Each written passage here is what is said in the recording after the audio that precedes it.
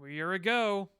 It's a console verification of Pokemon Red Glitchless by not Ty Kevin, but by MrWint, using a brand new route. The route is going to take, instead of Nidoran, Squirtle, and then Clefable, and then Tauros. So 2 main switches.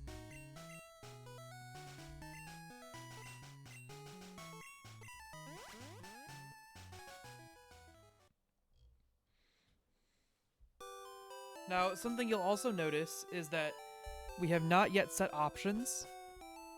Oh, I mean, yes, spoilers. Spoiler alert. Now,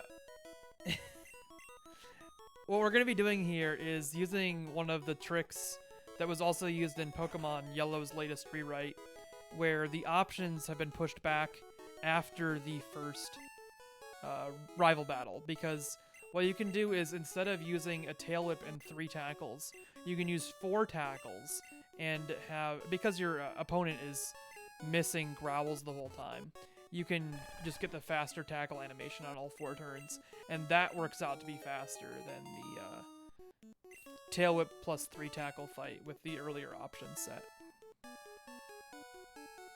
And that's possible because setting in-game options in-game is also faster than doing it at the title screen.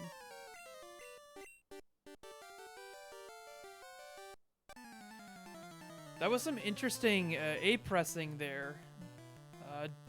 Must be setting up really special RNG for the rival fight.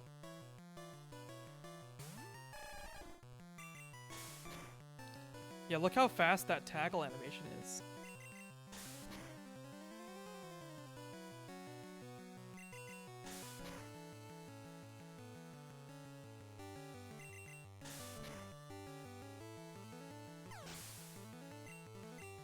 So now that we've beat our Rival 1 battle, we should be able to then use the option set in-game. But this is red-blue, so we will not see fast options. Look at that 240 house exit. Oh, look at the tapping for the walking. That explains why this dump file is so huge. So he's not holding a button for the walking, because as long as you tap the button on the exactly correct... Yeah, that's bot work. You can tell because it knows the exact frame needed to hit the button very efficiently. And we have the option set. As long as you tap the button at the right time every single step, it is the same as if you were just holding it. But if you miss by even 1 frame, well, if you miss by 1 frame and only press the button for exactly 1 frame, it won't even register. You have to hold the button for at least 2 frames, or it won't register at all that you even pressed it.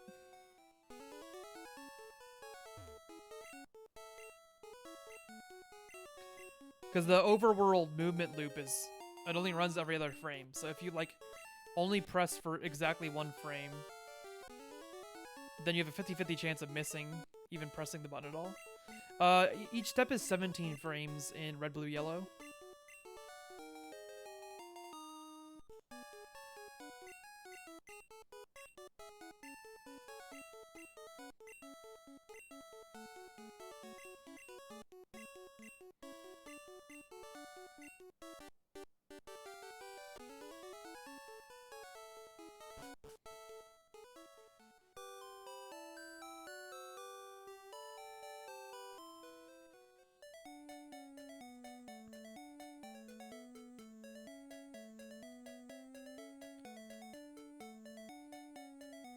Is that also 8 frames plus 1 frame of lag while you're cycling? The right press to walk through the door?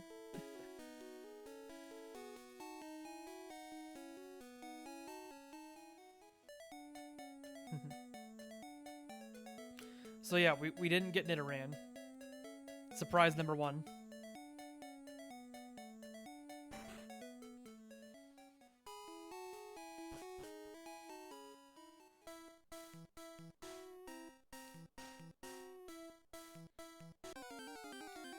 Now this shouldn't be too surprising if you've seen Red Blue Glitchless before.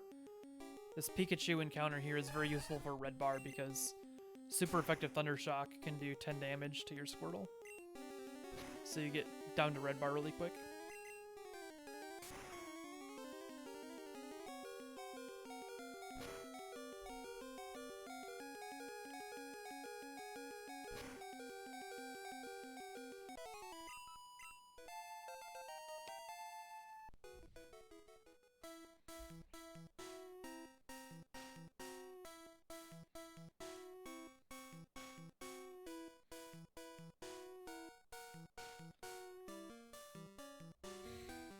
Hey, K-Chill.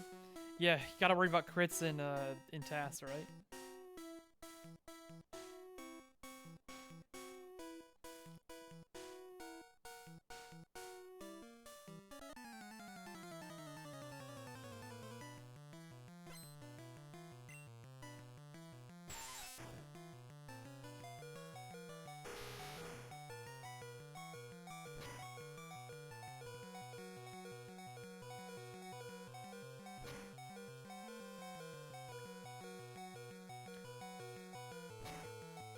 So when Weedle faints here, Weedle's cry is not going to cause time loss when it goes away. Usually when a Pokemon cries, like for fainting, it pauses some of the text going through. But not if you're in Red Bar. And the same thing at the beginning of battles. It also overrides level up jingles as long as they're not the last turn of the battle. And it overrides move learn jingles.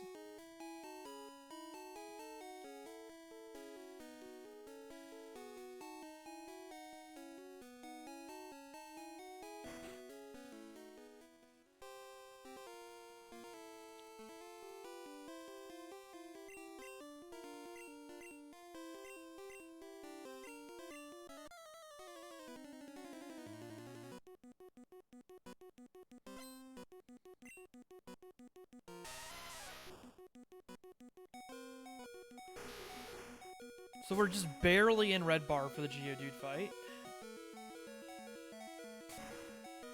And there's no way to kill Geodude in one hit, even though it looks like you should easily be able to. The way that crit math works in the beginning of the run makes your crits only do like 50% more damage instead of double. Because what it does in Gen 1 is that it doubles your level in the damage calculation. It doesn't double the damage output.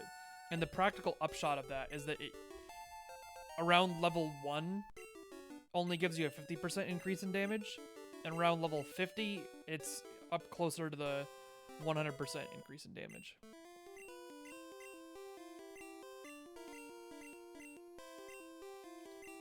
So yeah, no swap strats makes this start a lot faster.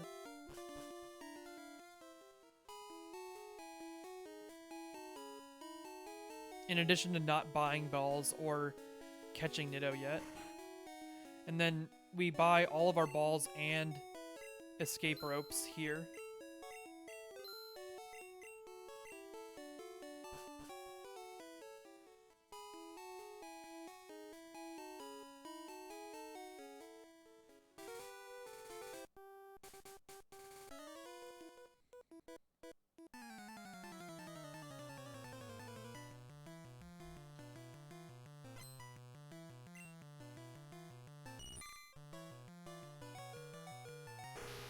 And now we get to benefit from the fact that Bubble has a shake animation instead of a flash animation.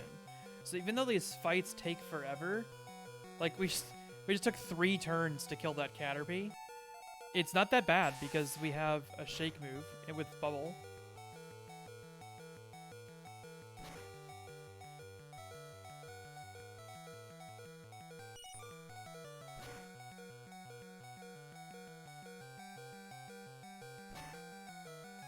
That 2-shot, though.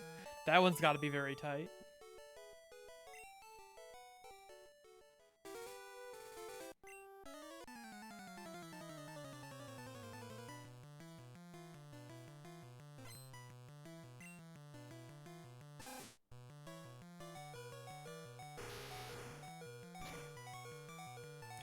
Ooh, that 5 damage tackle keeping us in red bar. And we get a speed fall with the bubble. Oh, the technology.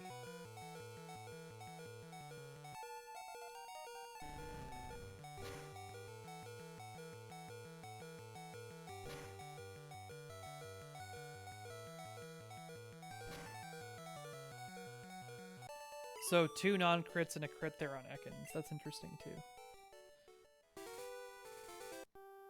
Now, this I find very interesting because we don't actually care about experience on Squirtle barely at all at this point. And yet we're opting into the bottom bug catcher fight instead of double lass. So that might be something I can test too, is if it's any faster to... That's a 2-turn on the Weedle.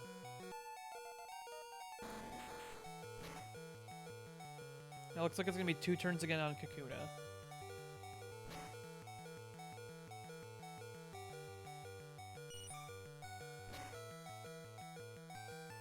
Two turns again on Caterpie. So it looks like 8 turn. 8 turn, 4 poke fight. With guaranteed red bar.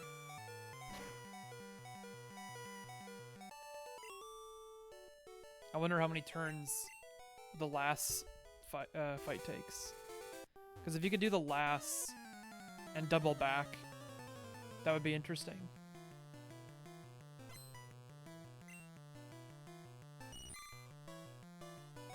But the problem with that probably is just that you don't save that many turns because those Pokemon are a lot stronger than the bugs that the bug catcher has.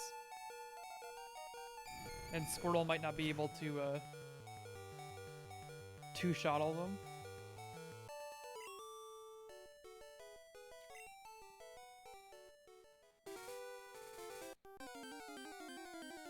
Yeah, for sure, KGL. Now we get our flyer. Pidgey encounter. Always best to get Pidgey. Pidgey has the shortest cry for a flyer. So that definitely makes sense. Yeah, check out this sexy Manip here.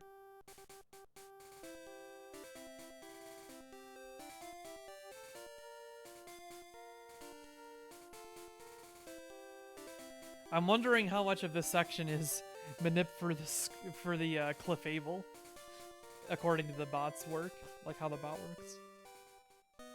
And we're entering Moon at a casual 13:10. That's a pretty normal Moon entrance time, right?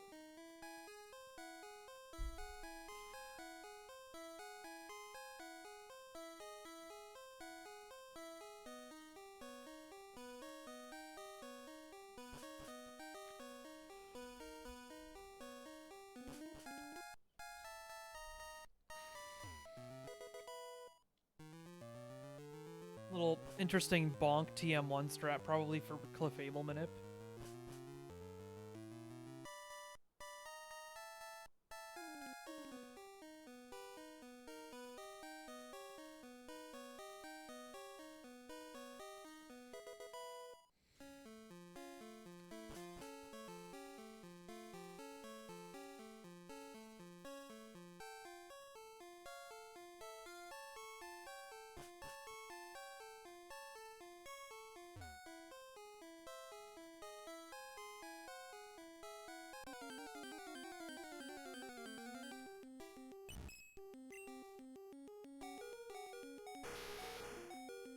Hey, FRK.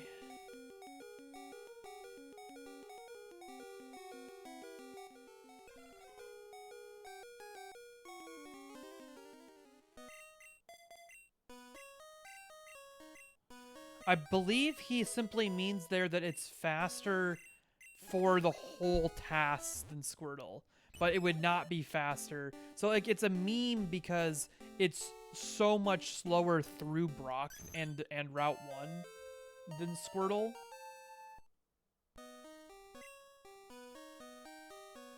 Though I guess it's like, it would be reasonable to check with him to make sure that that's what he meant. That it's like actually only faster through the entirety of the task. But yeah, like canceling an evolution seems really slow.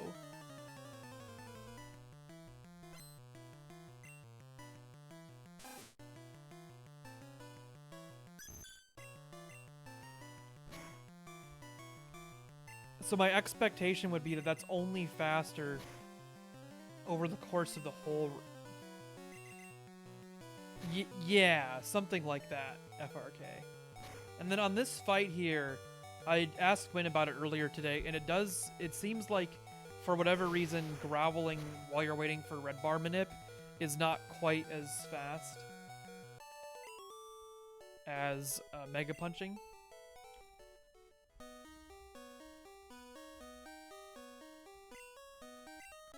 But that's one I want to double check myself just to be sure.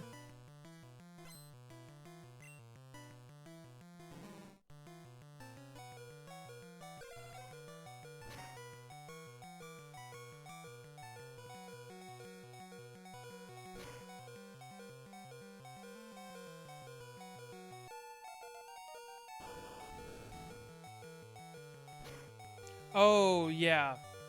Yeah, so he said that the solo Squirtle run was about 6 seconds faster than the current published time. So it's quite likely, actually, that solo Niddo is faster than solo Squirtle, even. And then we wouldn't really know the difference between solo Niddo and solo Charmander without more info from Wint.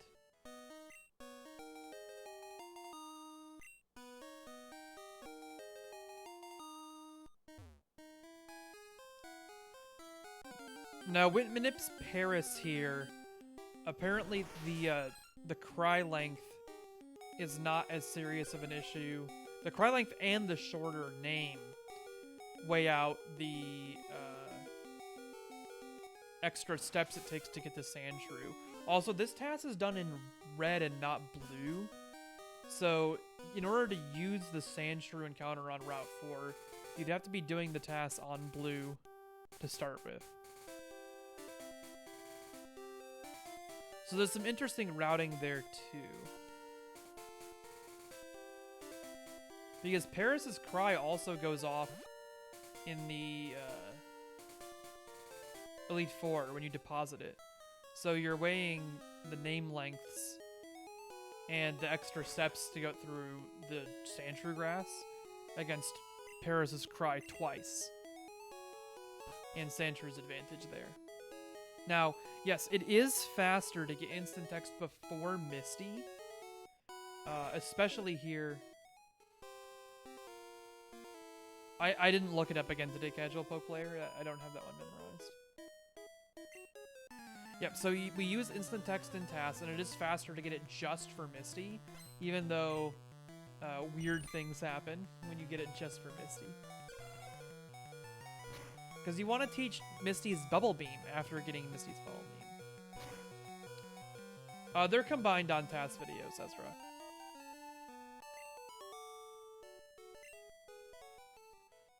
And I'm fine with that, personally. I don't think there's anything in a red-blue TAS that would be like, oh, this thing's better than that thing, and it's worth investigating. Yeah. Yeah, they even combined with yellow for glitched because they were like, oh, it's just trainer fly but different. And we're like, no, please. TAS videos. No.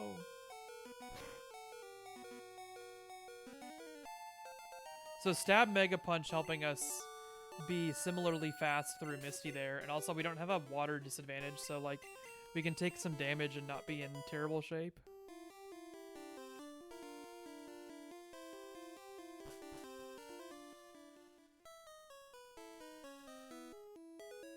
This is another interesting thing that he centers in Cerulean.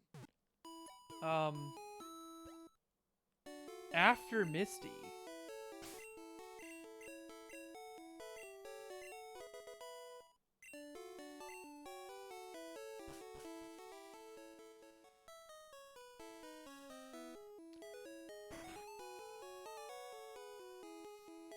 I think he needs to do that for PP management reasons. Ashley's Skirt. Welcome by the stream. It is a sick game, and it's a sick TAS from MrWint.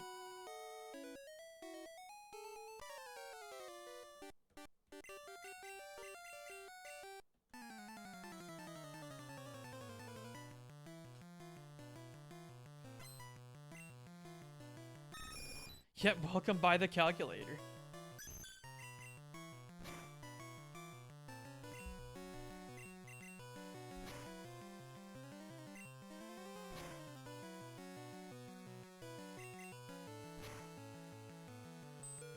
So there is a lot of intentional time loss there. MrWint has done several other Pokemon TAS runs. MrWint is the progenitor of the Crystal TAS, which CPP has found an interesting improvement to possible with a Death Warp that's not currently used in it. But other than that, it's an extremely well-optimized Crystal TAS. And he also did a he did some of the original work on Pokemon Red Any % back in the day, but his work has just been persisting for a long time in that. And then he did the insane Yellow Ace TAS, where he like codes a video player in Pokemon Yellow, and then uses the video player to play a bunch of footage of other games, and some Portal stuff, and a SpongeBob clip, and yeah, it's pretty crazy. If you haven't watched that, highly recommend watching everything by MrWint after watching this. Yeah, I just did a write-up on it for EasyScape a couple weeks ago, and he put it in a video.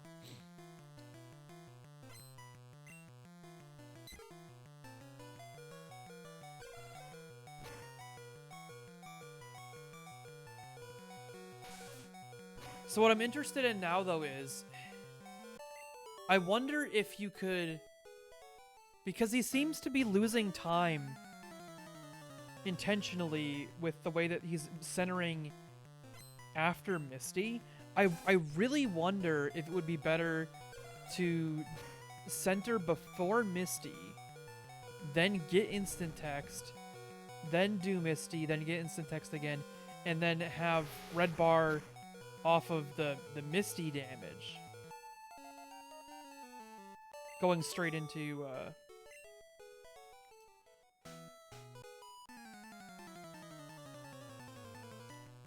Route 25.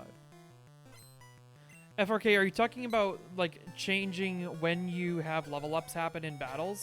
Because I know that's something that MrWint looked at a lot more closely with this pass of optimization.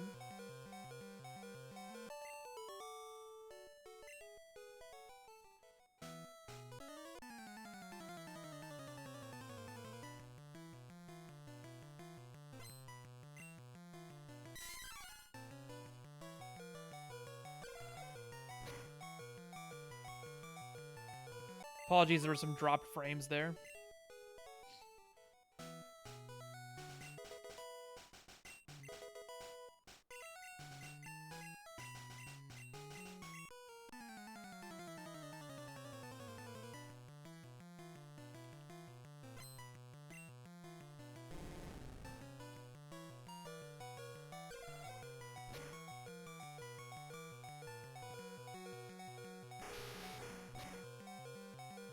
Do I know Trainer Fly Glitch? I use it in the current Yellow NSC task that's published.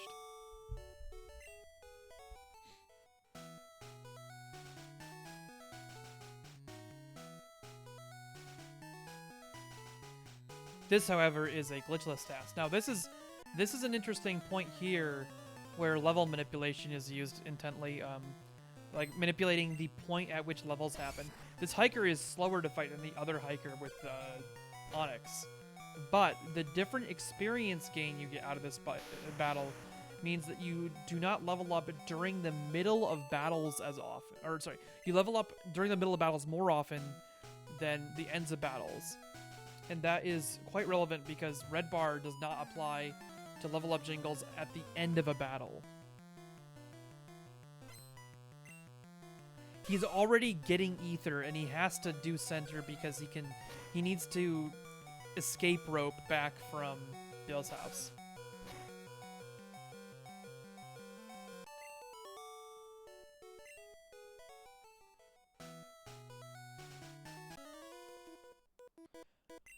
Oh, you could hiker elixir.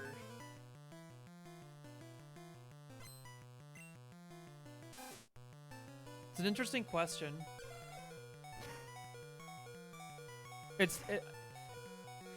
Still complicated as a question, but yeah, that's a... I wonder if there's anything else relevant there in terms of PP management. But yeah, that probably would be a way to fix any issues with not centering. Yeah, okay. I bet if you center after Misty, you could find some new time saves.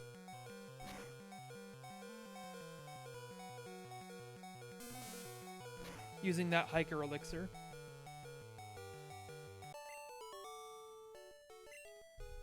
Give me a second. I'm gonna have to pull up the existing VOD on this to test, or not test, but check what's currently happening.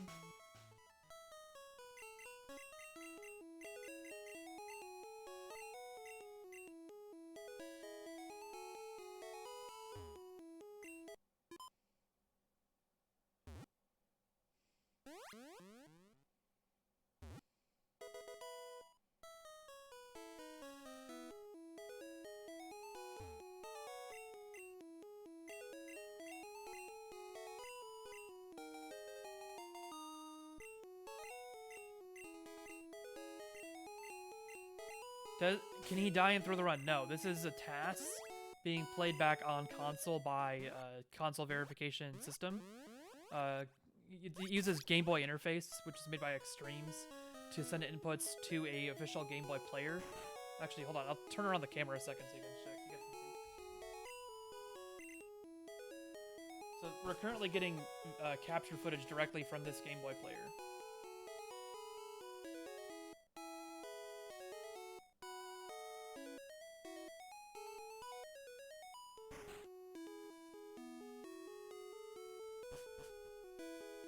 That's another good question, CPP. We might want to pull that one up in the BK2.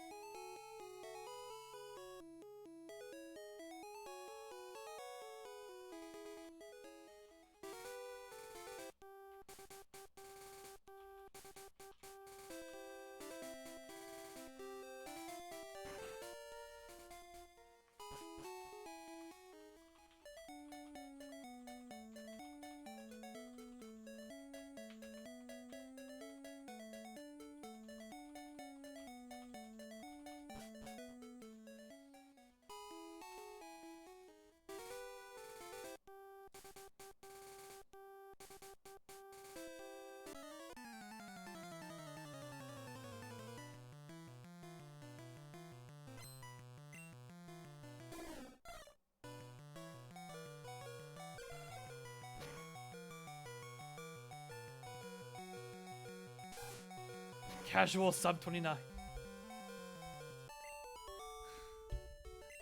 Yes, there is a lot of indirection.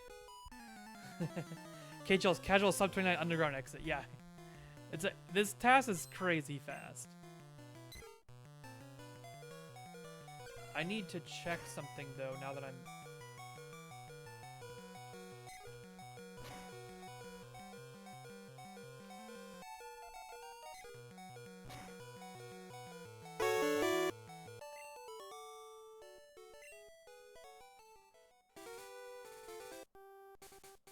Okay, so after Misty,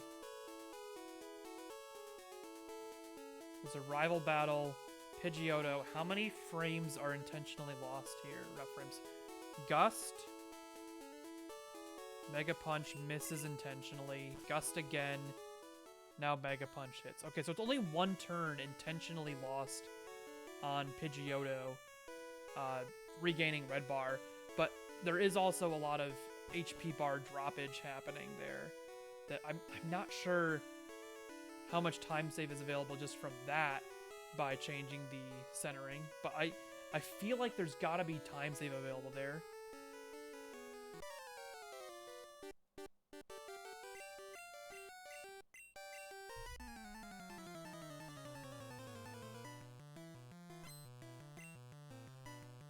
Yeah, FRK, he doesn't directly communicate that he's doing these things, but there's indirect ways that you can now I've got that word indirect stuck in my head. Indirect ways you can see when he's doing things by his committing to his repo.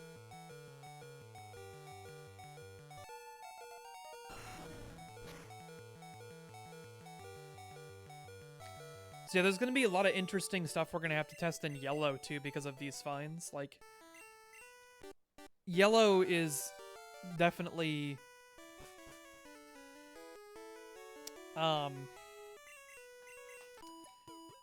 it's in a similar boat as red, and there's a lot of reasons why this could be even better in yellow, except that you can't end up in Tauros because Tauros is only level 21 in yellow.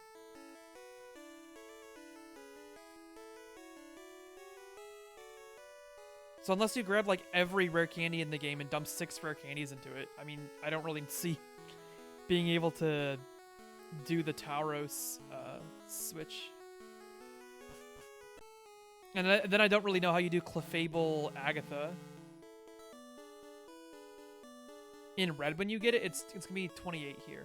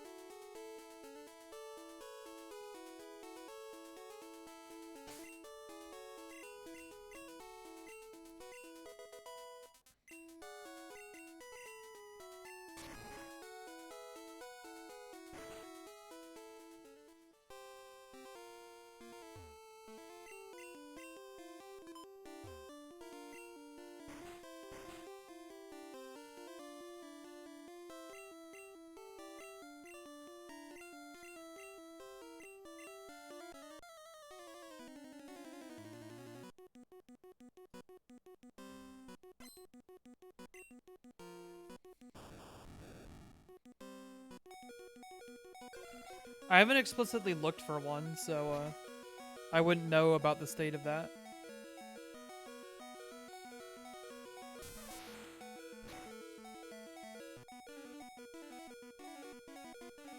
Does Pound have a shake animation?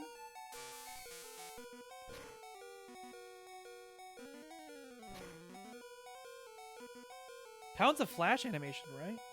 I wonder if you could use Bubble Beam there too with using the elixir after the top hiker.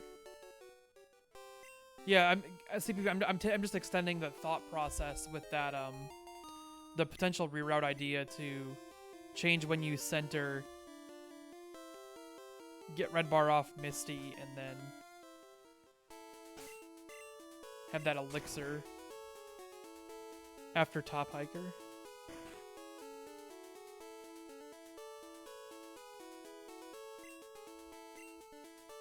Oh, you know, casual poke player. It's not even that.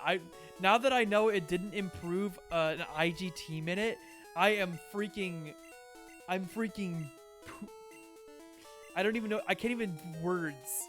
It's like, if you're gonna improve it by 52 seconds, you could have just found a couple more seconds. Just a couple more. I haven't actually looked even at exactly how many like seconds or frames off it is, but it has to be less than 8 seconds.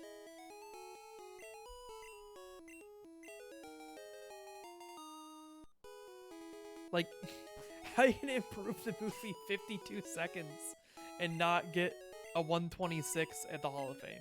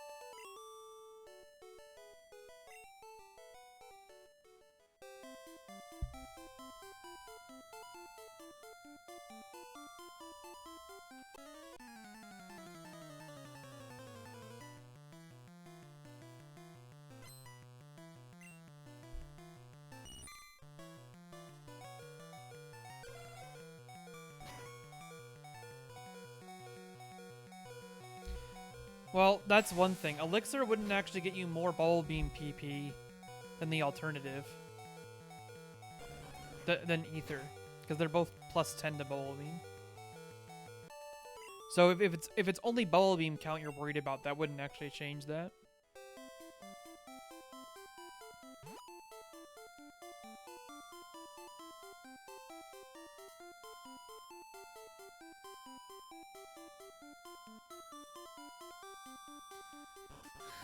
Love Stick still looking for slots.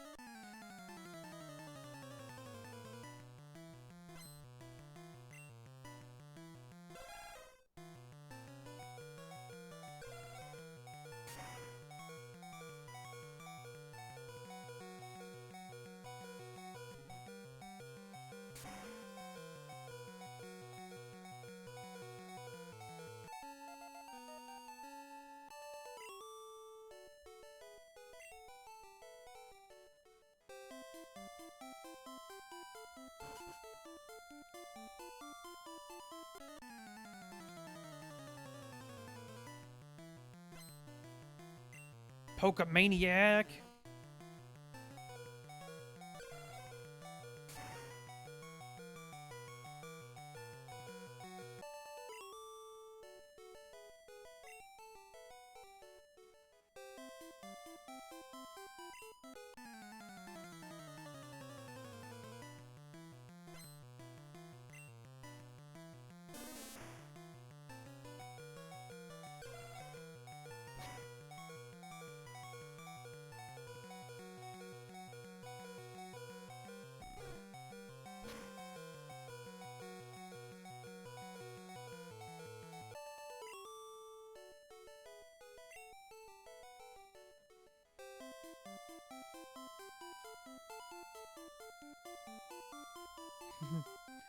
Well, as long as we have enough time, we should try as much as we can.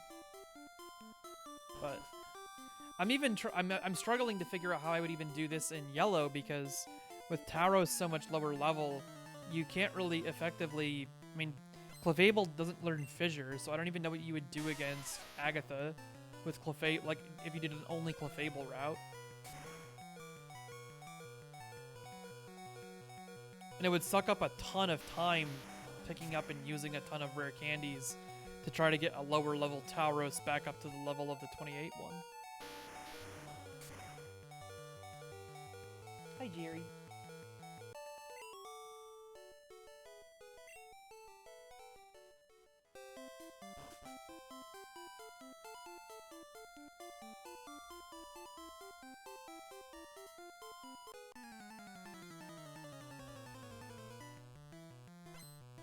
Yeah, Grogir, that strat is only useful for PP management, and since here an Ether was used explicitly to restore 10 Bubble Beam PP, there's plenty to go around for Bubble Beaming the 3 Hiker to the 2 Geodudes and the Graveler.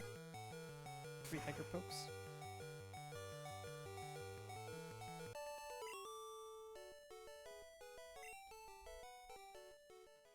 And don't feel bad. I feel like I've had to tell a lot of different people that today, because so many people are like, "Oh man, I love seeing that strat. It's so cool." And I'm like, "Well, it's not actually fast. It's just necessary because you're out of Bubble Beam PP."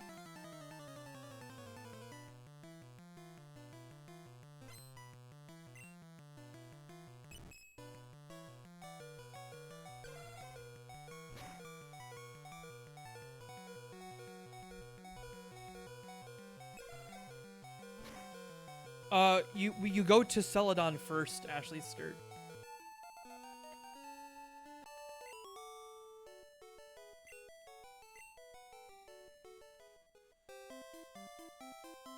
And yeah, using the double Clefairy trainer because we don't need to worry about not having enough experience from fighting her.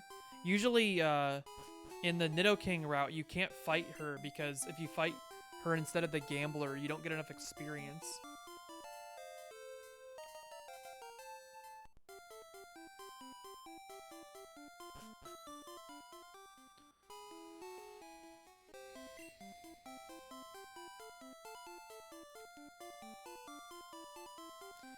The left bike max elixir on cycling road, that must be for bag manip too, right?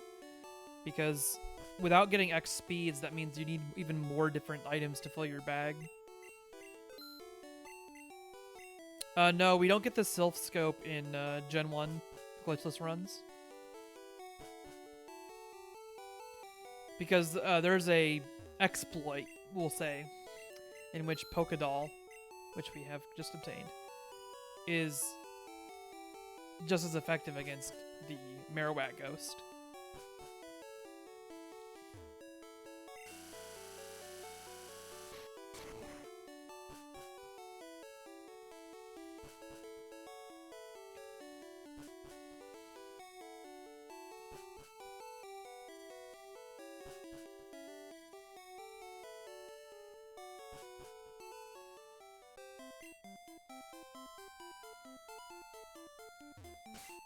Yeah. Exploit?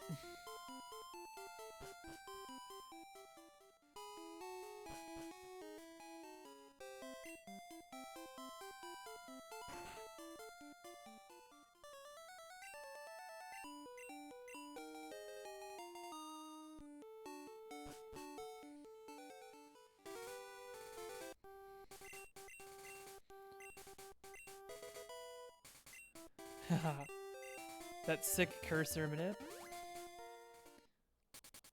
4310 fly split, yep.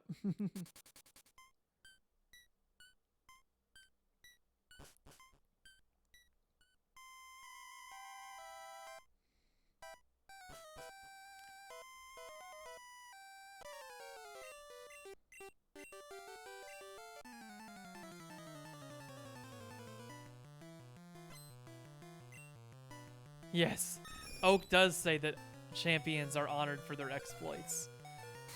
Checkmate atheists.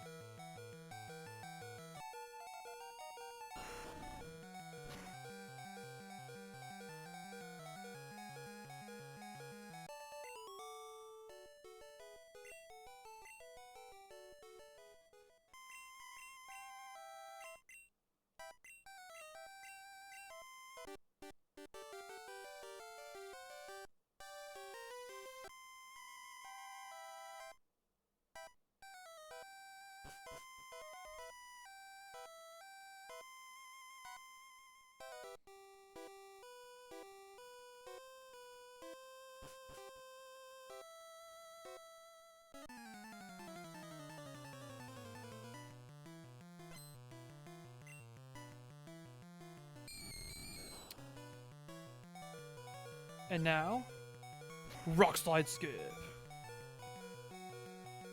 But it works every time because it's TAS. And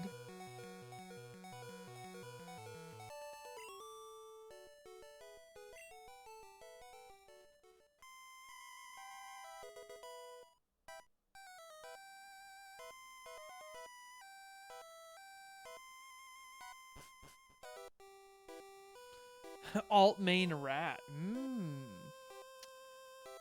Interesting.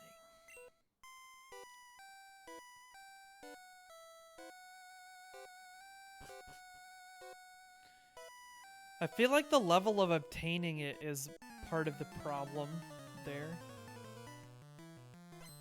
Though, like, it could be funny if you could, like, get it, like, with the same, if the swap strats on, what do you call them? On Brock. If you could level him up with the swap strats on Brock and then use him for Route 3 and then immediately dump him for Clefable. I wonder if that would be faster. I mean, it seems unlikely, but it would be pretty funny.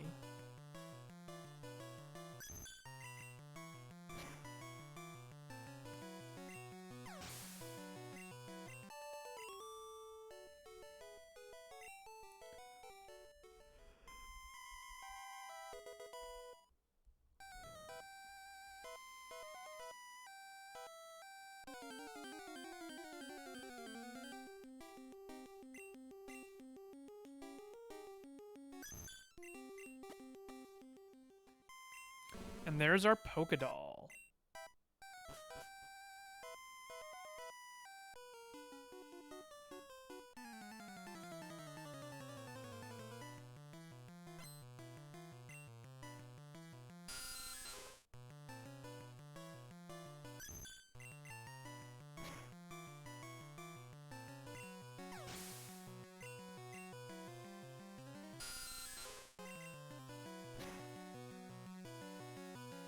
So there's another interesting thing here where in the current TAS, we use 4 Nightshades from the 3rd Ghastly to regain red bar after the heal pad.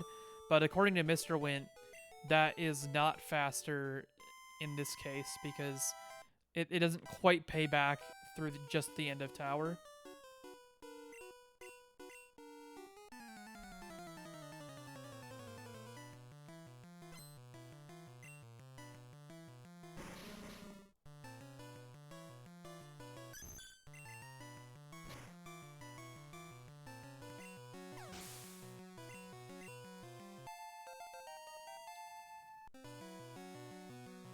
So that would be a level up jingle you would skip by,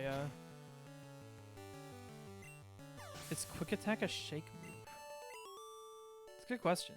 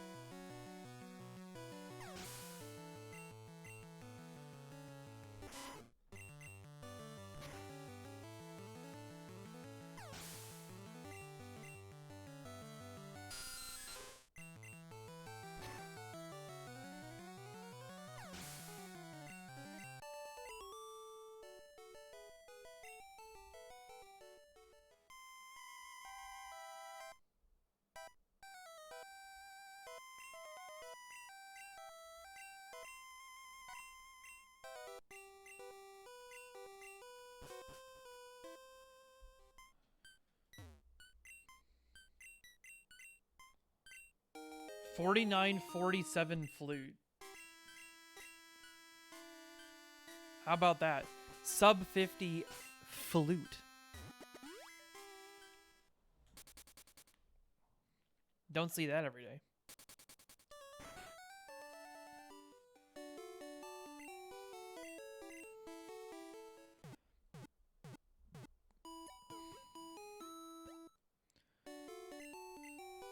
You could also just, like, you could get Raticate and use it only until Tauros.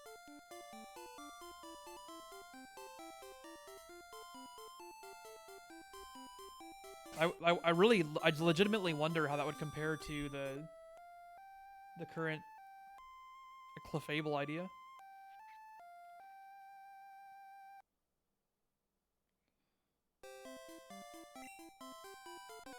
Ward OTR. Welcome by the stream. Hope everybody's enjoying their time on the calculator stream today while we do our debut verification of MrWint's new Pokemon Red Glitchless TAS. I had no idea this was coming out. I just dumped it this evening to play back for you guys.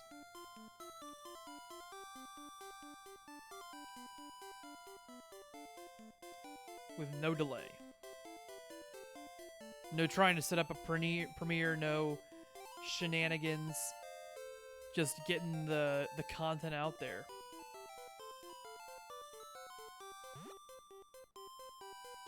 Exactly, hot off the press.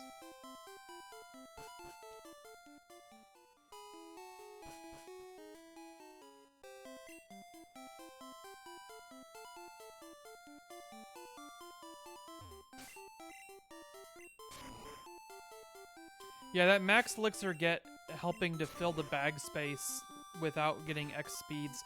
Tauros' really high base speed is used to avoid needing to get X speeds in this run. And there's some really cool tricks we'll see later that show why X speeds aren't needed.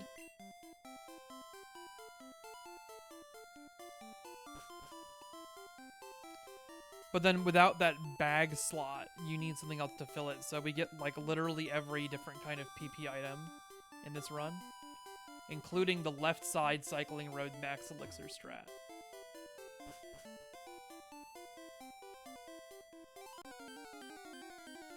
But in the Safari Zone, we get a Tauros encounter with a Manipped Safari Ball catch.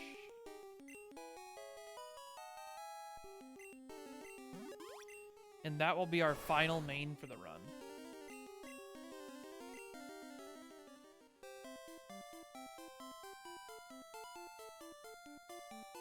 Oh, don't tell me. I'm not even playing the game. It's nothing fancy. There's no nice catch about it. It's just it's all MrWint's scripting.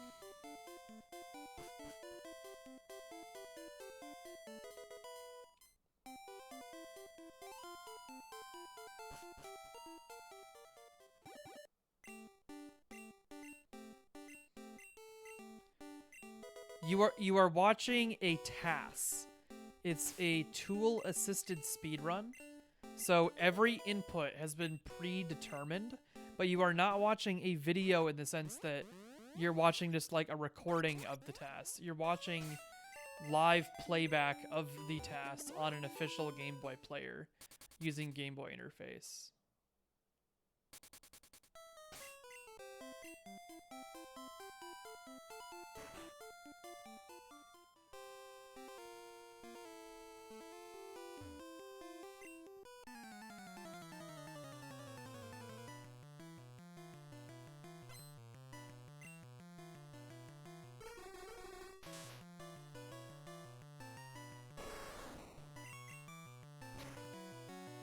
And now Tauros is like stomp crit, killing Drowsies that you're 3 levels lower than. Like, this Pokemon is insane.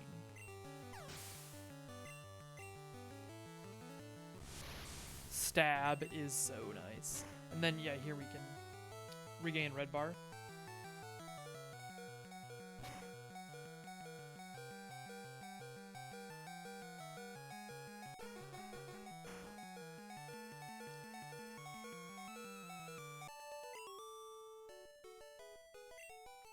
No, so we don't need to use a controller because there's an SD card with the input script in the GameCube, and GBI is just reading the inputs off the SD card.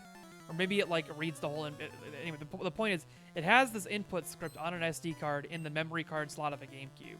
And it takes those inputs and sends them to the Game Boy player at predetermined times based on what the script says to do. So we don't need a controller. Like, everything is like pre-planned from the script, but it's happening on an official console.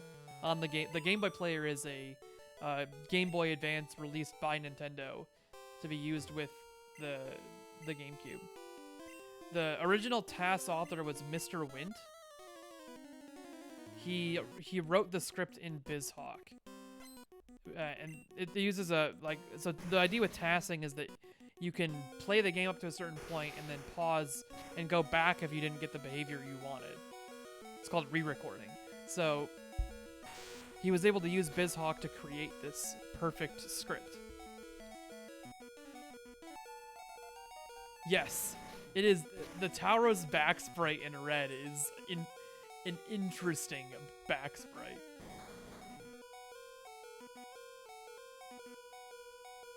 No. It's not a video though, because it's literally it's being played. It's just not being played by a human, and it's not even the person speedrunning ever, right? Because they're rerunning the emulator back and forth over and over again to get what they want. So it has nothing to do with a human speedrunning at this point. If you've ever watched Games Done Quick, it's related to the TASBot scene. I try not to use that term too much around here because it gets confused so much with what we're doing, because like the mascot TASBot is not literally here holding a controller and sending the inputs. But we're doing a console verification of the TAS.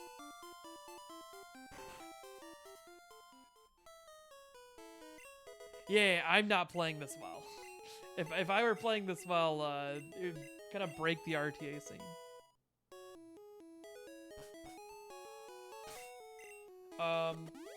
This makes up for the no boom and self-destruct miss. Yep, yeah. I think I used that in blue glitchless currently too. Same strats used in the current blue glitchless TAS with Nidoking. Elixiring on that turn and then getting self-destruct Gen 1 miss so that I get the experience, because the experience is really critical.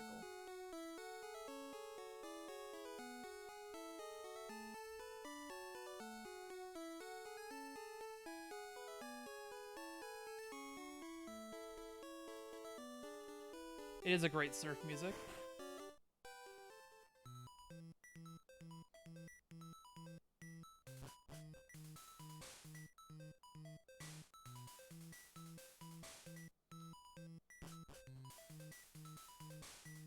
Yeah, I wonder if anybody's ever... Has anybody seen that in a run? Does anybody know of anybody getting that in a run? Because it's definitely... It definitely should happen. Like... Enough people get red runs to Koga. Like, it should happen every once in a while.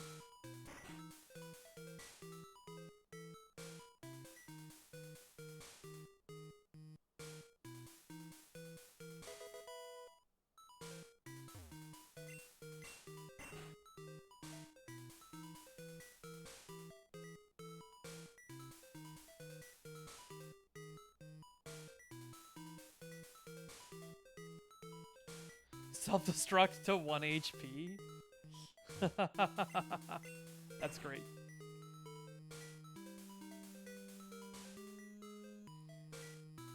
Jerry, you need to be less needy. You got 30 more minutes you need to wait for this task to finish.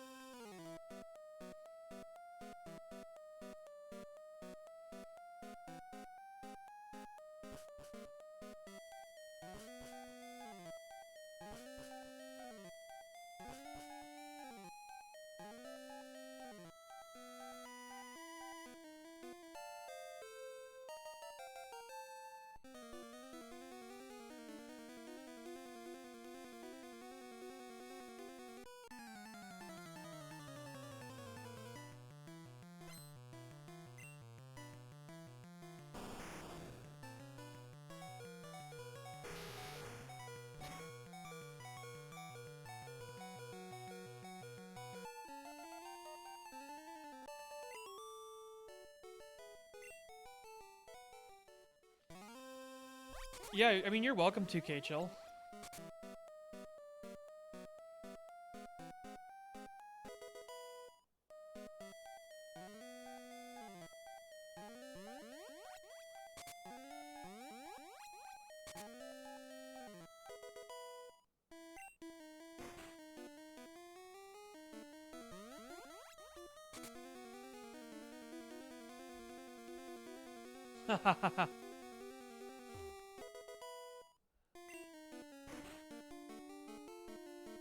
That's a nice series of tweets right there. That's funny.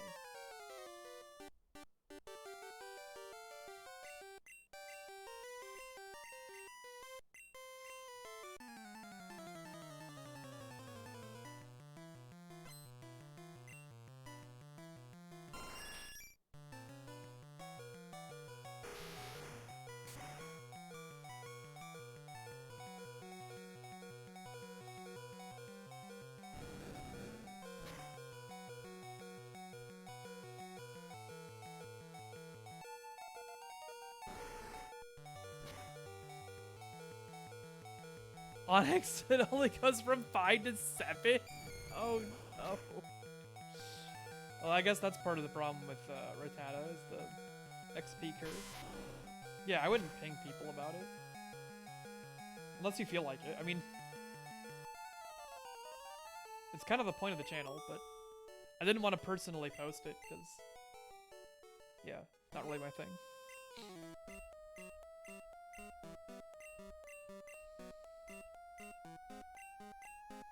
Like, I'm technically a moderator of the Discord. I probably shouldn't break the Discord's rules by hyping my own runs.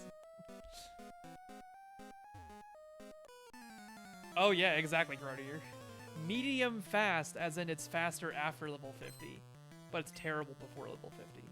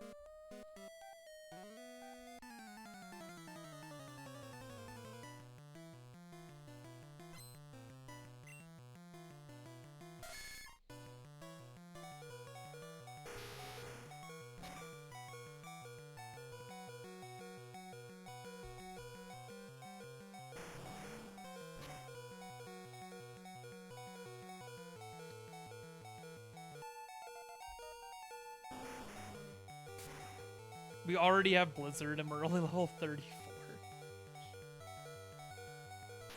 Having Blizzard for Giovanni is so nice. Also, yeah, look at that red bar manip elixiring on Nidoqueen to maintain red bar. That's nice.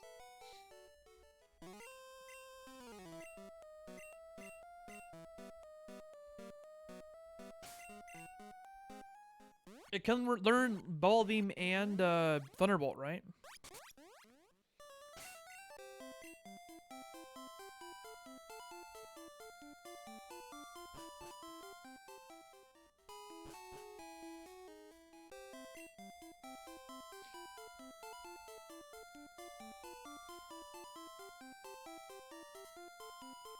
I mean, Nidoking can also learn Ball Beam and Thunderbolt, and Blizzard, and Earthquake, and like literally every useful move except Dig.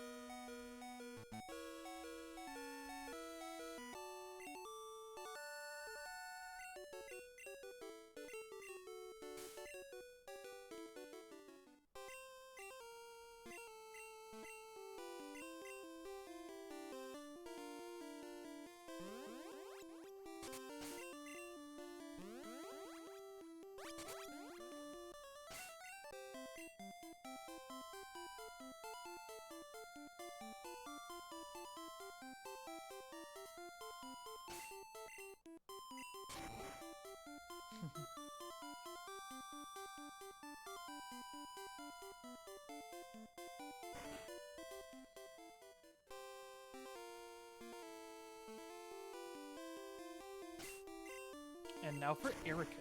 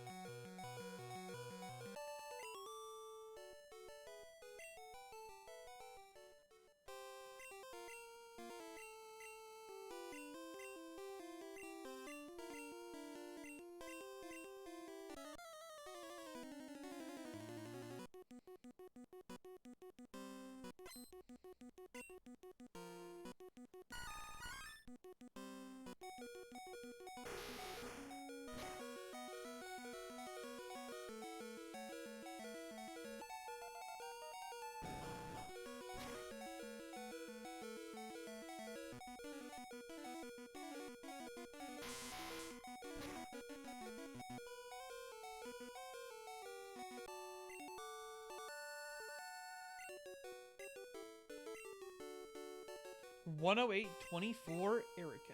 Yes, Stomp going crazy here.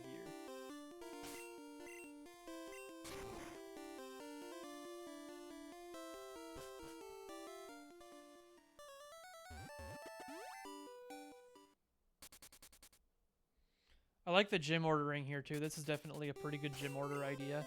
Because by doing it this way, after Blaine you can dig out and then bike to Sabrina. But now we get the most boring part of the entire task, right here.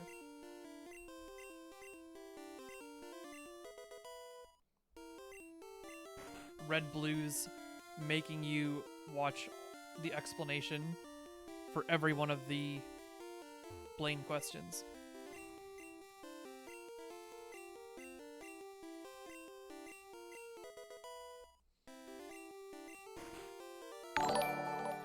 Ranger Squid, I get a DM that your task was beaten. What the F, Kevin XD? It was Ranger Squid. What, you know what they say, Ranger Squid?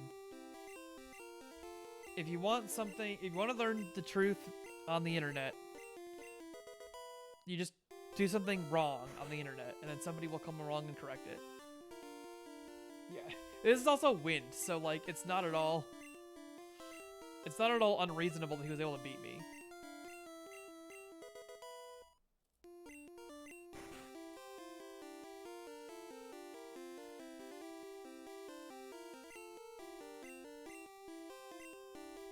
MrWint is the guy who made the yellow ace tasks, and he also made the crystal glitchless tasks. And yeah, he runs botting scripts for the entire task. Like, he doesn't go in and hand find anything.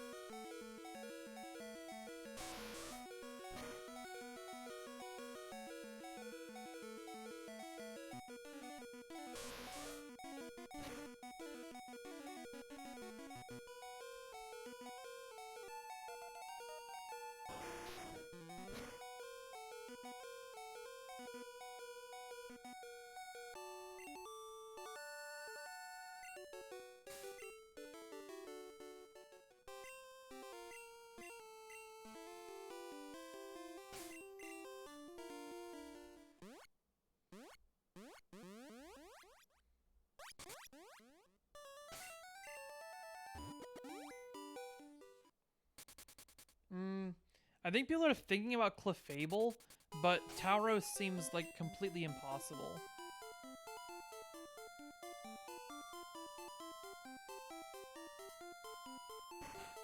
Wait, he's already done Sabrina. I'm dumb. When did he use Sabrina? I missed something.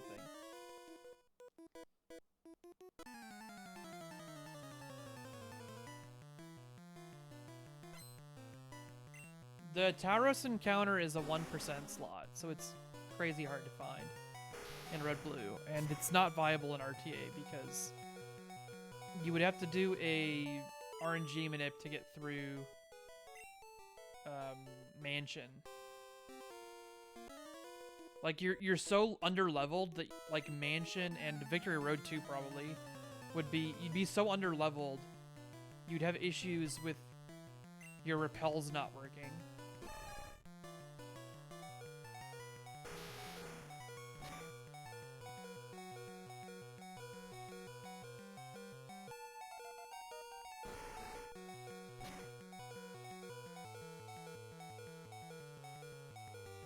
But yeah, like, this definitely opens up a lot of avenues for RTA routing.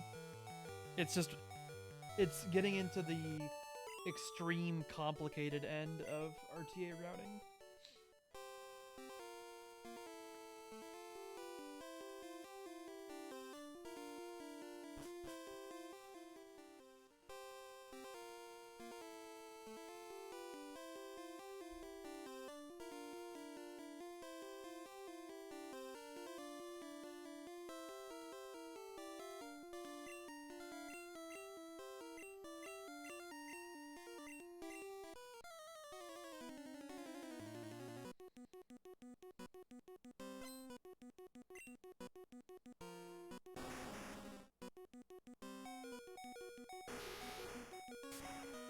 A lot of the RTA red routing in the last 2 or 3 years has mostly just been branching, like figuring out better things to do in branches of the run, and not necessarily better things to do on every run. Yeah, you would ward, and that's why it's so complicated to think about doing Tauros in a RTA scenario, because with that level of being under-leveled, you can't realistically... it's hard to even realistically think about a way to do the statue text boxes or frame perfectly.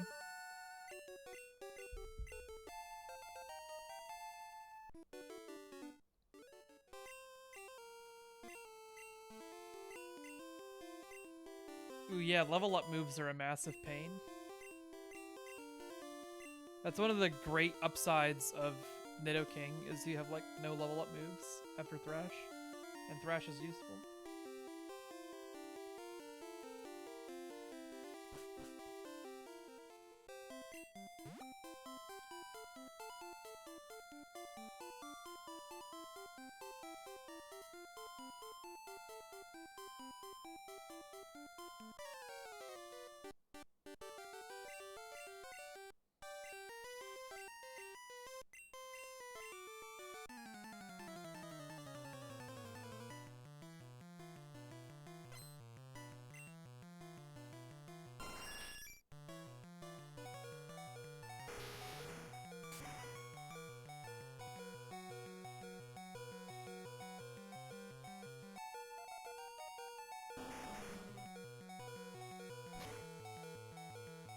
Ooh, using that stomp.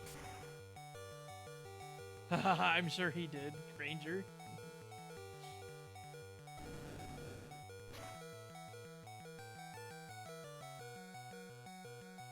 Unlikely, MrWint also did not use Swag PC in the run,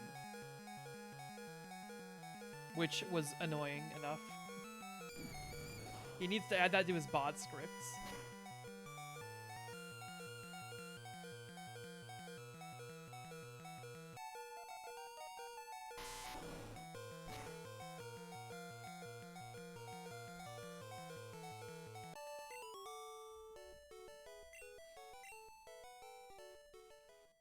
No swag is manip. Yep.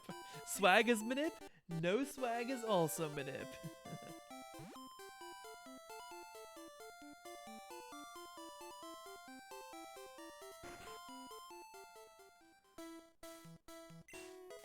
Alright guys, we're at the 1:16:37 mark. We're entering Victory Road, and there's only like 12 minutes left in the TAS.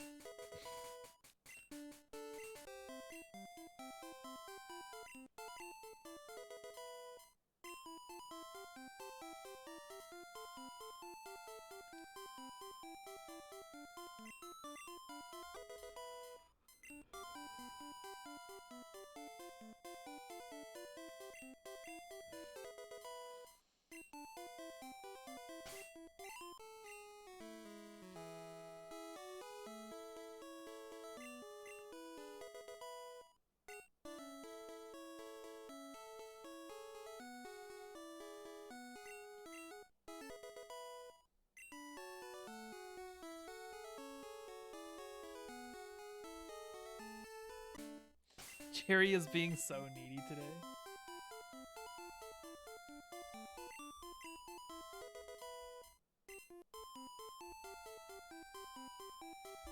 Here, I'll grab Jerry for the stream. No, Jerry, come here. Come here. Good boy.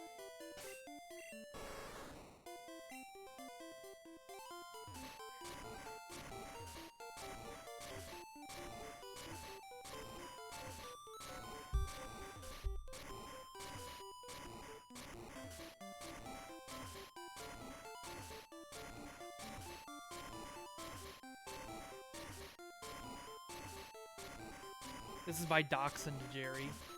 He's a dachshund mix, so he is a very, very big hot dog.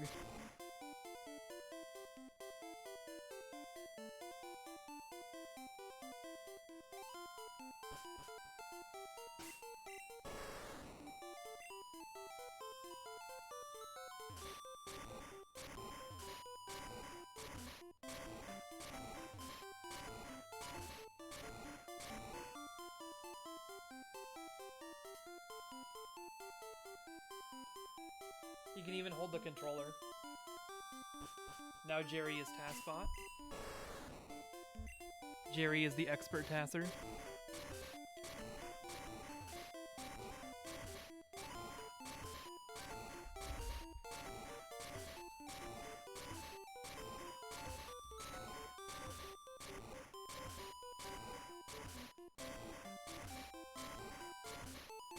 Jerry down.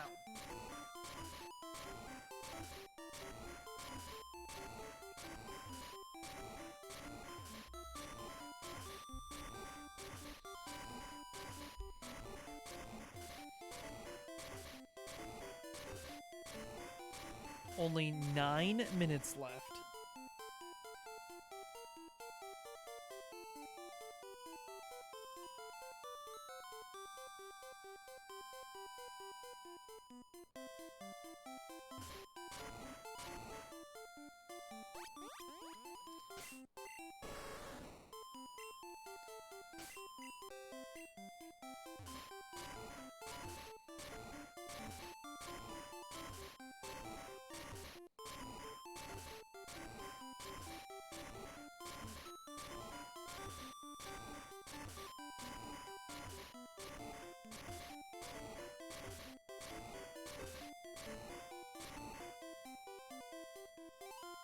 And we are down to 8 minutes left in the TAS.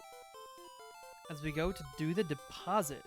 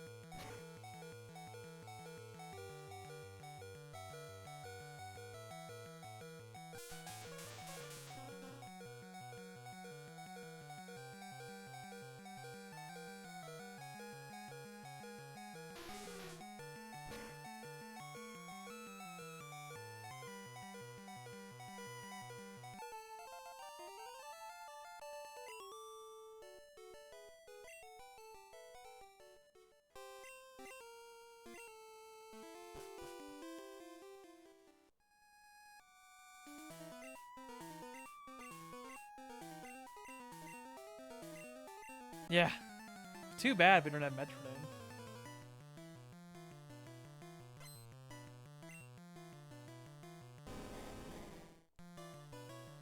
You could use that to get around the lack of access to Fissure for Agatha.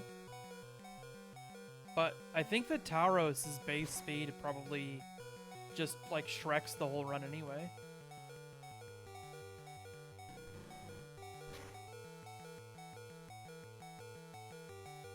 Yeah, and oh, does that not even have metronome in its move pool available in Gen 1?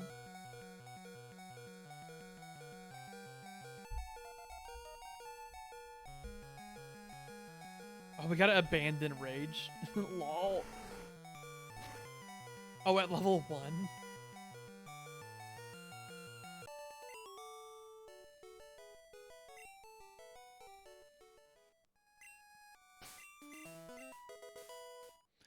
Yep, and then the rare candy you get in the Lavender Tower that you're forced to get is used to get enough speed for this Agatha strat here. A really fancy Agatha strat for not having X speeds.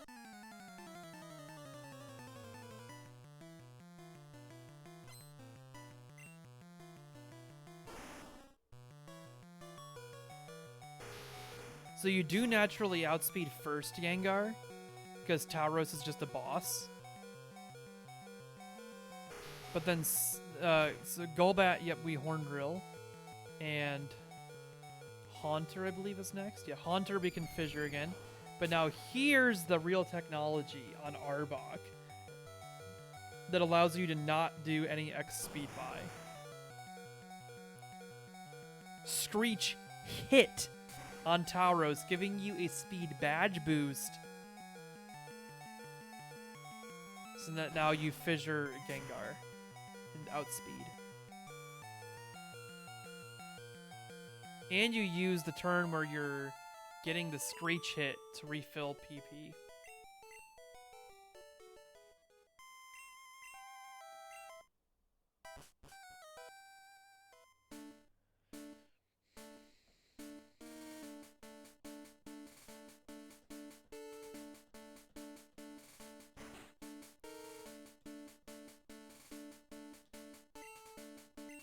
Yeah, it wouldn't be that great with like the Nidoking route on its own, because there's a lot of places where Nidoking uses X speed. But because it's like one of the only places that you run into any sort of problem, not being faster, there's that nice little technology there. And now we take the opportunity to fissure the Dragonairs because we're trying to empty our fissure PP so we have as much Horn Drill PP as possible for the final fight, because animations get turned back on.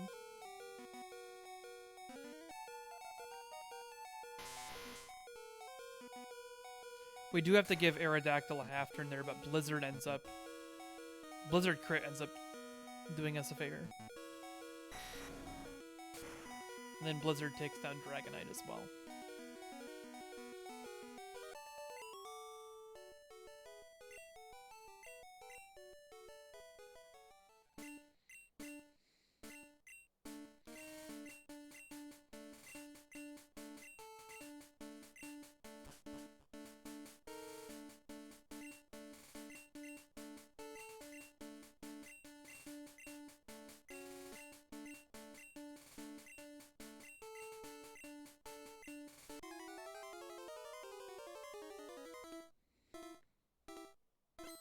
And the champion fight. The animations are coming back on, boys. And it's Horn Drill. No X item uses. You're just straight up faster than Pidgeot at level 47. You're not faster than Alakazam, but it can just recover fail and then strength crit.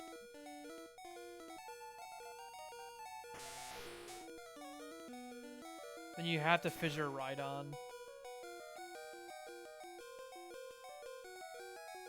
Which is slightly unfortunate because of the animation, but then you can go back to drilling everything else.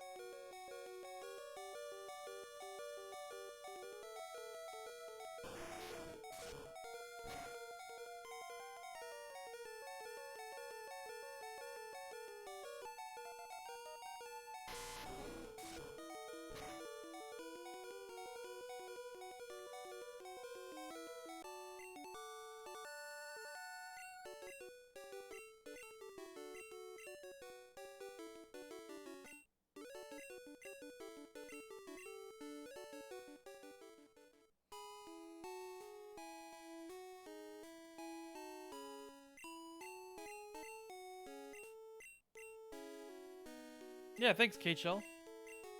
Thank you, everybody, for watching the calculator today and enjoying the new MrWint Red Glitchless improvement. I defeated you, MrWint, to Tycoon 83. Yes. The meta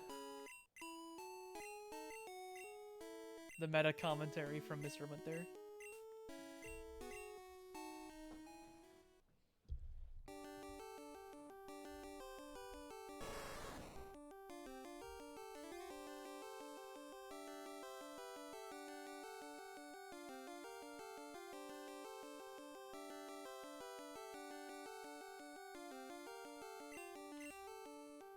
Oh, shoot.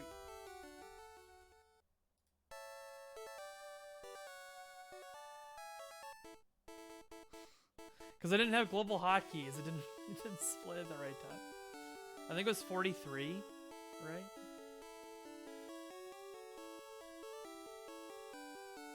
Yeah, it's 128.43.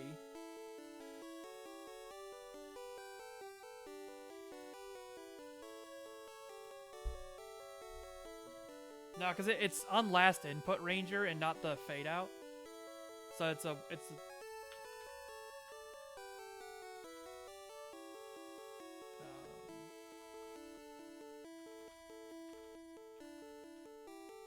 yeah, 128.43.76.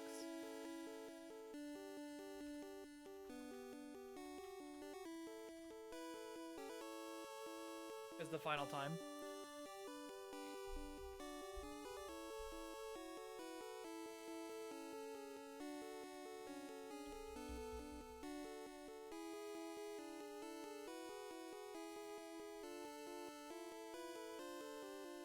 Alright, so now we're going to do a couple quick checks of various things after we get to the end screen. I'm going to check the number of seconds and frames we need to save to get a 126 IGT at the final screen, because it's got to be less than like 8 seconds. It might be as low as like 3 seconds off of a 126 IGT in the Hall of Fame.